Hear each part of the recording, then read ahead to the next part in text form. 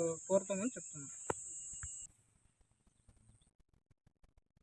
శ్రీకాకుళంలో శ్రీ సౌఖ్య హాస్పిటల్ ఆధ్వర్యంలో వెన్నునొప్పుల సమస్యలపై వైద్య విజ్ఞాన అవగాహన సదస్సు నిర్వహించారు. ఈ సందర్భంగా వెన్నెముక వైద్య నిపుణుడు డాక్టర్ రాజేష్ కుమార్ మాట్లాడుతూ అధిక మందుల వాడకం ప్రమాదకరమని, వైద్యుల సూచనల మేరకే చికిత్స తీసుకోవాలని సూచించారు. న్యూరో సర్జరీ, స్పైన్ విభాగాలు వేరువేరని స్పష్టం చేశారు. ఆధునిక టెక్నాలజీ ద్వారా చికిత్సపై కూడా అవగాహన కల్పించారు. సుమారు 350 మంది పాల్గొని కార్యక్రమాన్ని విజయవంతం చేశారు.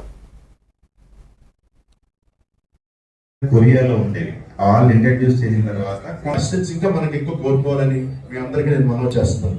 తప్పకుండా వారితో మనం ప్రయాణించాలి. వారికి కూడా చాలా మంచి మనస్తత్వం. ఎందుకంటే రాజులందరూ చెప్పారండి, డాక్టర్ గారు అయితే చెప్పక్కర్లేదు, బంగారం అండి సార్, అంత చక్కని మనస్తత్వం. నేను తక్కువ మందిని పిలుస్తాను, తక్కువ మంది అక్కడే ఎక్కువ మందిని పిల్లలు ఎంతమంది వస్తారో చూసుకుందాం అన్నారు. అది ఉన్నతంగాని అద్భుతంగాని నవ్వుతున్న భవిష్యత్తుగా శ్రీకాకుళం జిల్లాలో జరగాలి అని నాకు కోరుకుంటుంది. తప్పకుండా థ్యాంక్ యూ. మీ అందరూ మాకు అందరికీ అవకాశం ఇచ్చినందుకు థ్యాంక్ యూ. మరి ఈ సమయం అంతా కూడా డాక్టర్ గారికి ఇస్తున్నాం. డాక్టర్ గారు ప్రెజెన్స్ చేసి ఇదంతా నడిపిస్తారని కోరుకుంటున్నాను. అంటే ఇప్పుడు 7 days మీరు చెక్ చేసాము పేషెంట్.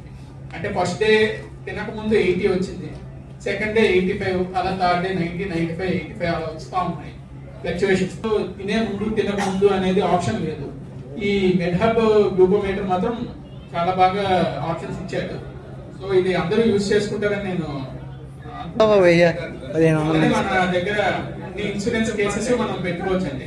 సో మన దగ్గర ఐసీయూ ఫెసిలిటీస్ అలాంగ్ విత్ అంతా స్టాఫ్ ఉన్నారు. సో మీరు ఎప్పుడైనా ఏదైనా 24/7 నేను అవైలబుల్ ఉంటాను. అలానే నా పర్సనల్ నెంబర్ కూడా మీ అందరికి ఇస్తాను. ఎప్పుడైనా మీకు ప్రాబ్లం ఉన్నా, ఏ కేసులో రిలేటెడ్ డిస్టర్బెన్సెస్